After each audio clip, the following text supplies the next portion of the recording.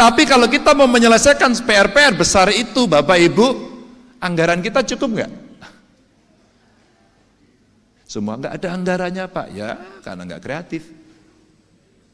Judul saya adalah melipat gandakan anggaran. Saya butuh sebenarnya ruang ini di Fakultas Ekonomi UI. Saya butuh kemudian mendapatkan bagaimana cara kita melipat gandakan anggaran kita.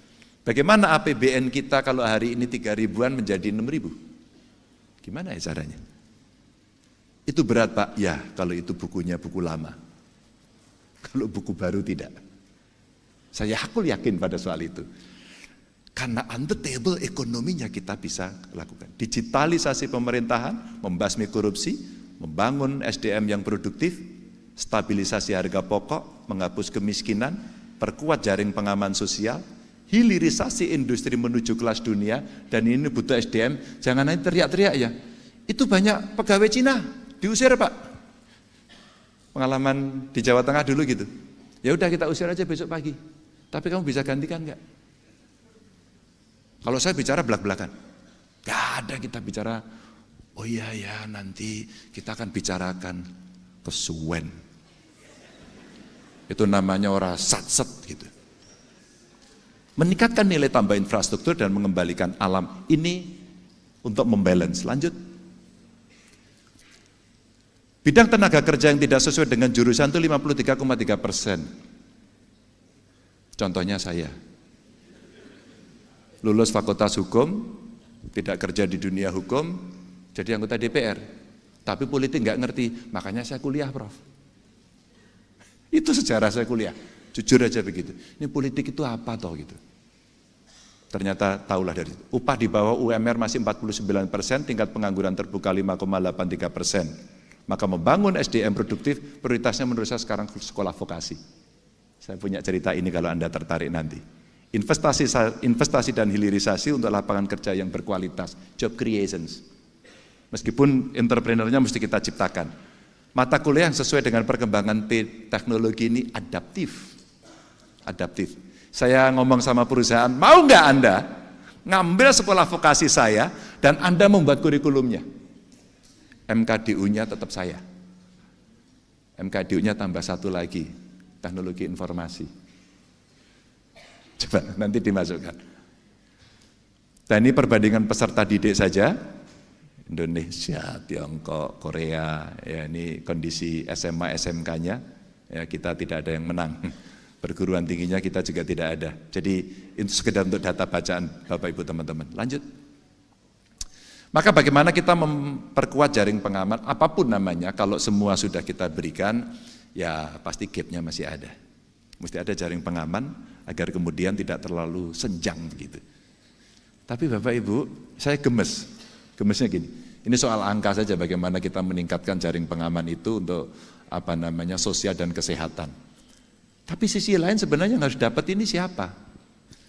Teman-teman yang hadir di sini yang dalam 1 minggu ini membeli gas melon, angkat tangan. Dalam 1 minggu terakhir. Boleh angkat tangan? Yang di atas juga? Oke, ada ya? Nggak usah malu. Oh ada. Membeli gas melon ya Mbak ya? Iya, ada. Tersedia. Gampang. Anda orang miskin? Alhamdulillah hanya 1 yang angkat tangan di sini. Saya mau ngasih cerita saja konkret, maaf, jangan tersinggung, ini hanya untuk candaan saya saja. Itulah yang terjadi, padahal udah ditulis sih. Karena data kita, data Indonesianya belum fix sampai hari ini. Ini PR-nya. Perluas jangkauan dan tingkat akses kesehatan sudah saya ceritakan, tapi basisnya mesti 1 data. Next. Bapak Ibu, maka suka tidak suka, kurangi emisi gas rumah kaca itu adalah transisi energi. Kalau kita kemudian sudah mau dan bersepakat, mari kita mesti melakukan bareng-bareng. Kalau itu tidak kita lakukan, ya kita teriak aja, teriak di sini, ada defense mechanism yang kemudian semua membela diri. Ini mesti menjadi gerakan.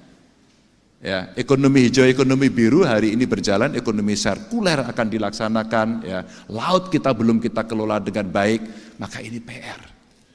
Yang kelak kemudian coba kita bereskan. Detail dari ini saya bertemu dengan pelaku, saya juga bertemu dengan kawan-kawan peneliti, saya berbicara dengan mereka agar kemudian mereka bisa menyampaikan masukan mana yang kira-kira ini betul-betul bisa diimplementasikan. 2 slide lagi. Berapa menit bro? 5 menit. Oke. Lanjut. Kita mencoba satu modeling Bapak Ibu, pencapaian persentase energi baru terbarukan dari total produksi yang ada. Jadi ada skenario moderat, ada skenario optimis. Kalau 2023 menuju 2035, inilah urutan yang bisa kita capai. Ini paling moderat. Tapi kalau kita mau lebih optimis, ya kira-kira ini yang akan dilakukan. Bauran energi fosil dan bauran EBT-nya yang hari ini mesti berjalan. Dan itu butuh keputusan politik yang penting EBT ini. Karena saya pernah ketemu dirjennya, Pak EBT-nya sudah sampai di mana? Belum sih Pak Ganjar. Yang sudah dirjennya di EBT terus.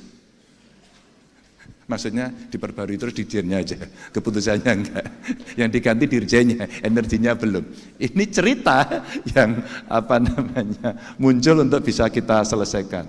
Tapi Bapak Ibu, ini tidak bisa dijalankan, investasi tidak bisa masuk dengan baik, pendapatan tidak akan naik, kalau korupsi tidak kita hajar. Dan tadi 3 itu menurut saya ini. Regulasinya, aturan kelembagaannya, sampai dengan kemudian aktor yang harus duduk di sana. Yang berikutnya apa? Pendidikan anti korupsi sejak dini. 35 bupati wali kota tanda tangan untuk dia mengajarkan pendidikan anti korupsi kerjasama dengan KPK. Saya tidak tahu apakah kelak ini akan berhasil karena pendidikan butuh proses. Maka Bapak Ibu, ini cerita-cerita skenario besar, maka kalau kita ingin mengambil kesempatan 13 tahun ke depan dengan bonus demografi ini, hanya satu kata saja, kita mesti lari cepat, cepat. Kalau tidak, kita akan ketinggalan dengan yang lain. Wassalamualaikum warahmatullahi wabarakatuh.